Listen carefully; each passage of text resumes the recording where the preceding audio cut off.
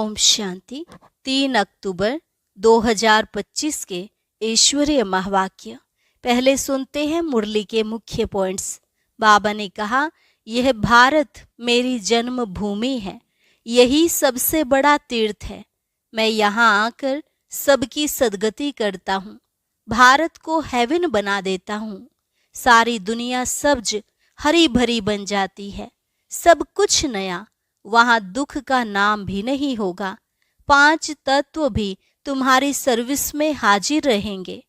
फिर बाबा ने कहा, ऐसे स्वर्ग का मालिक बनाने वाले बाप को बहुत प्यार से याद करना चाहिए। तुमको देख और भी ऐसे कर्म करेंगे।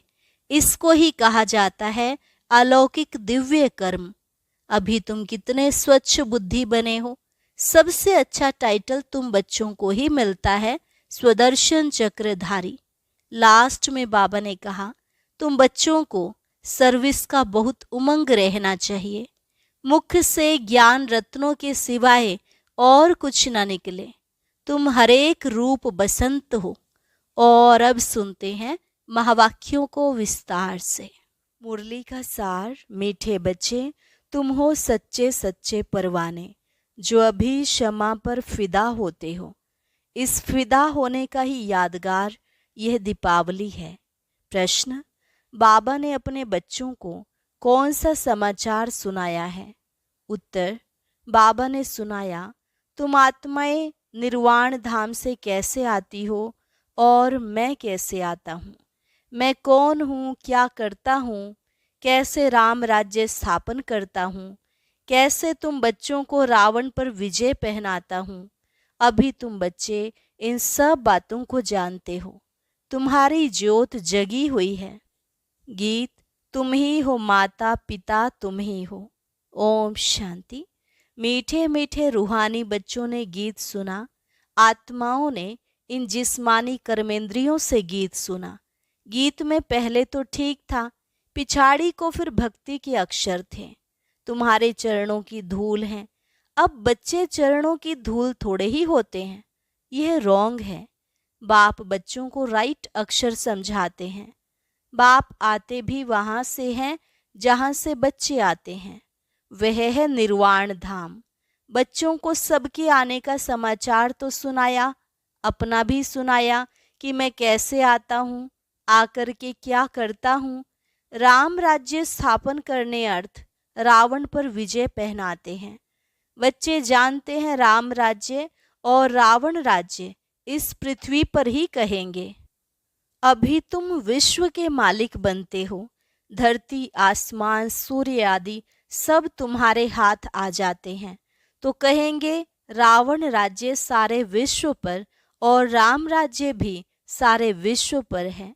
रावण राज्य में कितने करोड़ हैं, राम राज्य में थोड़े होते हैं, फिर धीरे धीरे वृद्धि को पाते हैं। रावण राज्य में वृद्धि बहुत होती है क्योंकि मनुष्य विकारी बन जाते हैं। राम राज्य में है निर्विकारी, मनुष्यों की ही कहानी है। तो राम भी बेहद का मालिक, रावण भी बेहद का मालिक है। अभी कितने अनेक धर्म हैं, गाया हुआ है अनेक धर्मों का विनाश। बाबा ने झाड़ पर भी समझाया है। अब दशहरा मनाते हैं, रावण को जलाते हैं, यह है हद का जलाना। तुम्हारी तो है बेहद की बात। रावण को भी सिर्फ भारतवासी ही जलाते हैं। विदेश में भी जहाँ जहाँ भारतवासी जास्ती होंगे वहाँ भी जलाएंगे।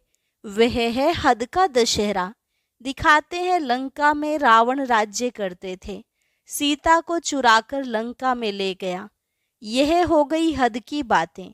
अब बाप कहते हैं सारे विश्व पर रावण का राज्य है, राम राज्य अब नहीं है। राम राज्य अर्थात ईश्वर का स्थापन किया हुआ। सतयुग को कहा जाता है राम राज्य। माला सिमरते हैं, रघुपति राघव राजा राम कहते हैं, लेकिन राजा राम को नहीं सिमरते हैं। जो सारे विश्व की सेवा करते हैं उनकी माला सिमरते हैं। भारतवासी दशहरे के बाद फिर दीपावली मनाते हैं। दीपावली क्यों मनाते हैं? क्योंकि देवताओं की ताजपोशी होती है।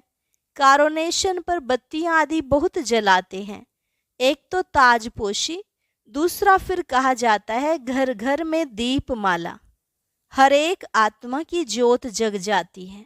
अभी सब आत्माओं की ज्योति उझाई हुई है। आयरन एजेड है यानी अंधियारा है। अंधियारा माना भक्ति मार्ग। भक्ति करते करते ज्योत कम हो जाती है। बाकी वह दीपमाला तो आर्टिफिशियल है। ऐसे नहीं कारोनेशन होता है तो आतिशबाजी जलाते हैं। दीपमाला पर लक्ष्मी को बुलाते हैं, पूजा करते हैं। यह उत्सव है भक्ति मार्ग के। जो भी राजा तख्त पर बैठते हैं तो उनका कारोनेशन डे धूमधाम से मनाया जाता है।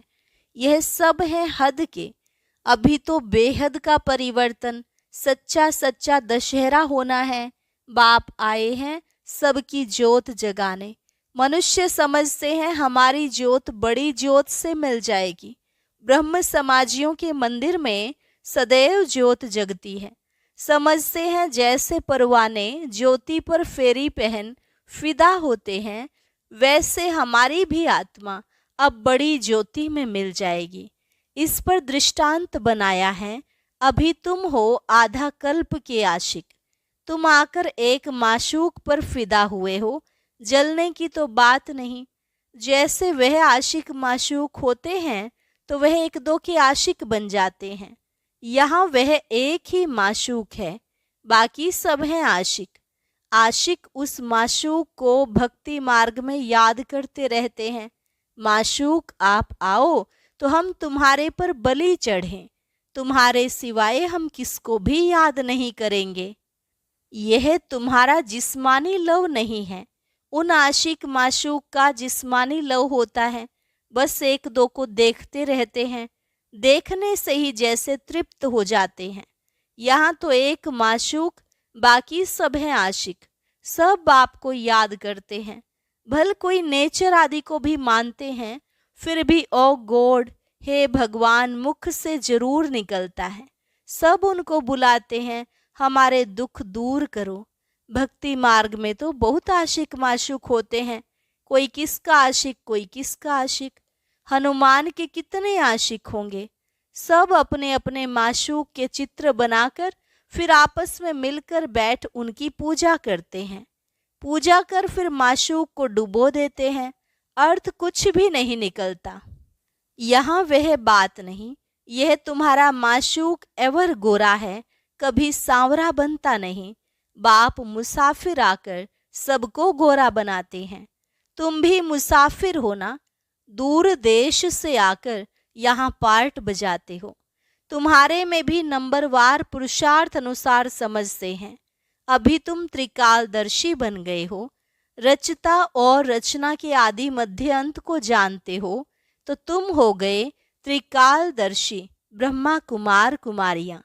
जैसे जगत गुरु आदि का भी टाइटल मिलता है ना, तुमको यह टाइटल मिलता है। तुमको सबसे अच्छा टाइटल मिलता है स्वदर्शन चक्रधारी।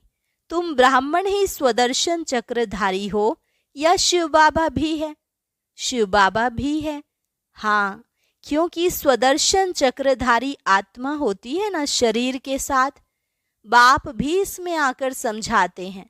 शिव बाबा स्वदर्शन चक्रधारी न हो तो तुमको कैसे बनाए? वह सबसे सुप्रीम ऊंच ते ऊंच आत्मा है। देह को थोड़े ही कहा जाता। वह सुप्रीम बाप ही आकर तुमको सुप्रीम बनाते हैं। स्वदर्शन चक्रधारी आत्माओं के सिवाय कोई बन ना सके। कौन सी आत्माएं? जो ब्राह्मण धर्म में है। जब शूद्र धर्म में थे तो नहीं जानते थे, अब बाप द्वारा तुमने जाना है। कितनी अच्छी अच्छी बातें हैं, तुम ही सुनते हो और खुश होते हो। बाहर वाले यह सुने तो आश्चर्य खाएं, ओहो यह तो बहुत ऊंच ज्ञान है। अच्छा, तुम भी ऐसा स्वदर्शन चक्रधारी बनो तो फिर चक्रवर्ती राजा विश्व का मालिक बन जाएंगे। यहाँ से बाहर गए खलास। माया इतनी बहादुर है, यहाँ की यहाँ रही। जैसे गर्भ में बच्चा अंजाम वायदा कर निकलता है, फिर भी वहाँ की वहाँ रह जाती है। तुम प्रदर्शनी आदि में समझाते हो, बहुत अच्छा करते हैं, नॉलेज बहुत अच्छी है। मैं ऐसा पुरुषार्थ करूँगा, यह करूँगा, बस बाहर निकला, वहाँ की वहाँ रही, परंतु फिर भी कुछ न कुछ असर रहता है। ऐसे नहीं कि वह फिर आएंगे नहीं, झाड़ की वृद्धि होती जाएगी। झाड़ वृद्धि को पाएगा तो फिर सबको खींचेंगे।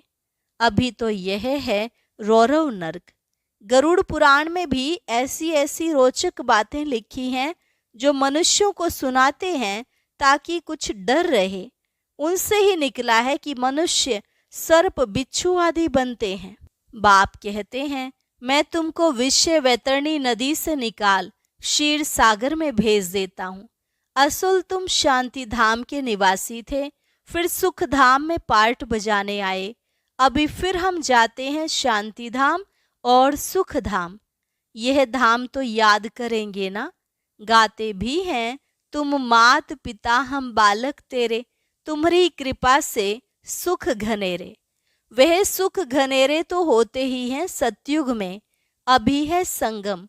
यहाँ पिछाड़ी में त्राही त्राही करेंगे क्योंकि अति दुख होता है, फिर सतयुग में अति सुख होगा। अति सुख और अति दुख का यह खेल बना हुआ है। विष्णु अवतार भी दिखाते हैं। लक्ष्मी नारायण का जोड़ा जैसे ऊपर से आते हैं। अब ऊपर से शरीरधारी कोई आते थोड़े ही हैं, ऊपर से आती तो हर एक आत्मा है। परंतु ईश्वर का अवतरण बहुत विचित्र है। वही आकर भारत को स्वर्ग बनाते हैं। उनका त्योहार शिव जयंती मनाते हैं।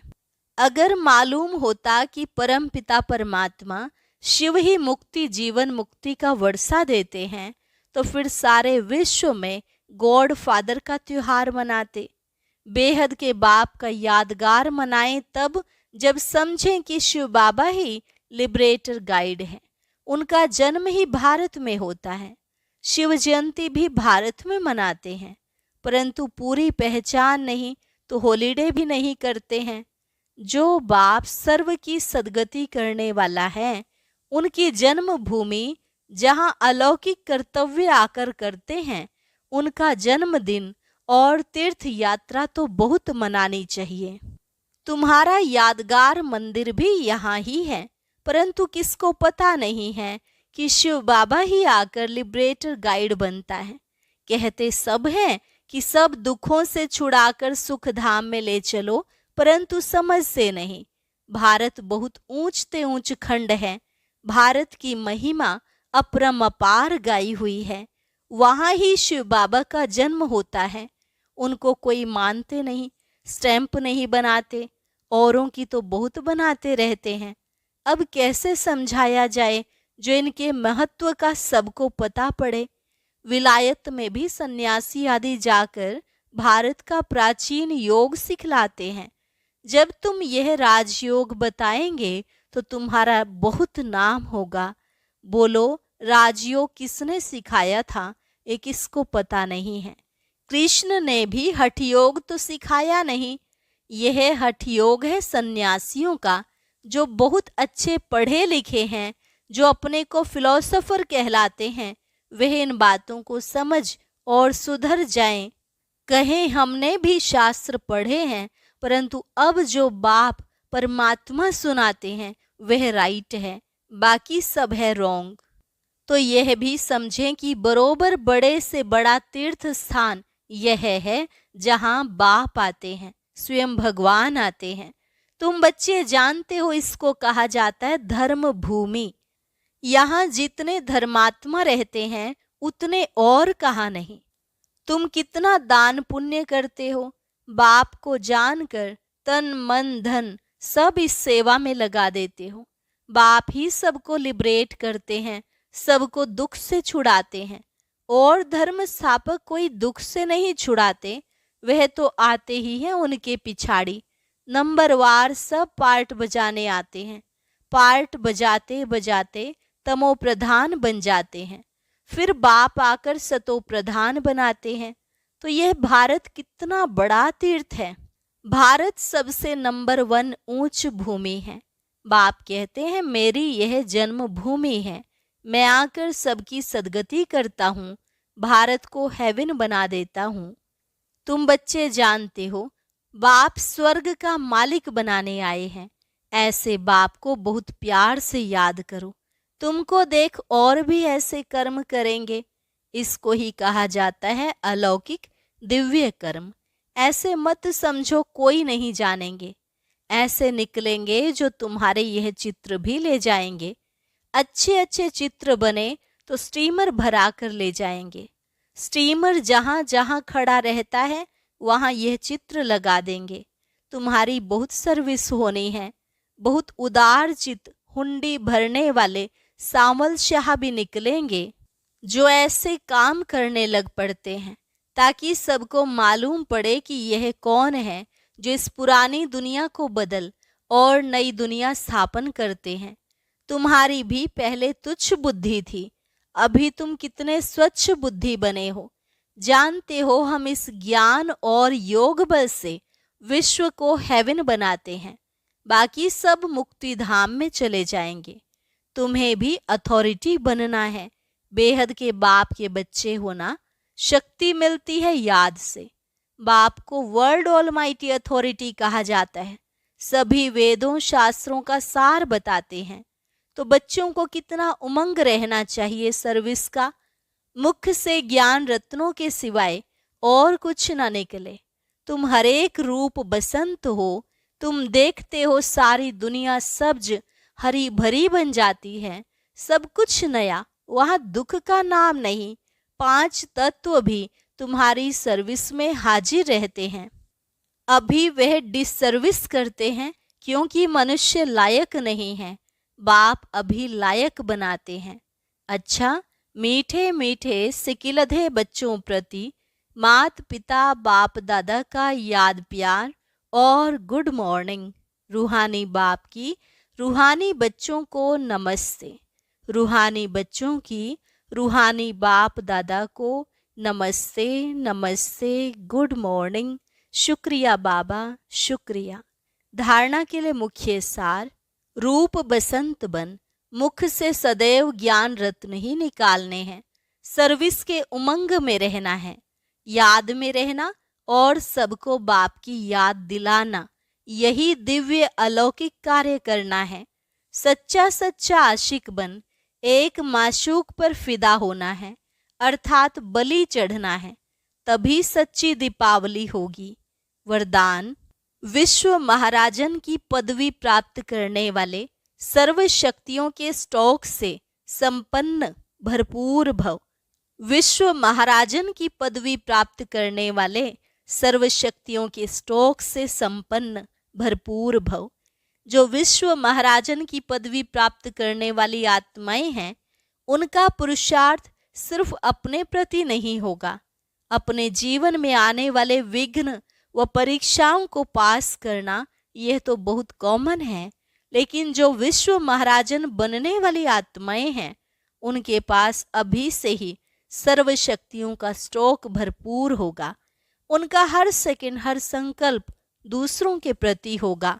तन मन धन समय श्वास सब विश्व कल्याण में सफल होता रहेगा। स्लोगन, एक भी कमजोरी अनेक विशेषताओं को समाप्त कर देती है, इसलिए कमजोरियों को तलाक दो। एक भी कमजोरी अनेक विशेषताओं को समाप्त कर देती है, इसलिए कमजोरियों को तलाक दो। अव्यक्त इशारा स्वयं और सर्व के प्रति मनसा द्वारा योग की शक्तियों का प्रयोग करो। अपनी शुभ भावना, श्रेष्ठ कामना, श्रेष्ठ वृत्ति, श्रेष्ठ वाइब्रेशन द्वारा किसी भी स्थान पर रहते हुए मनसा द्वारा अनेक आत्माओं की सेवा कर सकते हो। इसकी विधि है लाइट हाउस माइट हाउस बनना। इसमें स्थूल साधन, चांस व समय की प्रॉब्लम नहीं है, सिर्फ लाइट माइट से संपन्न बनने की आवश्यकता है। अच्छा, और अभी सुनते हैं आज का अव्यक्त ज्ञान मोती।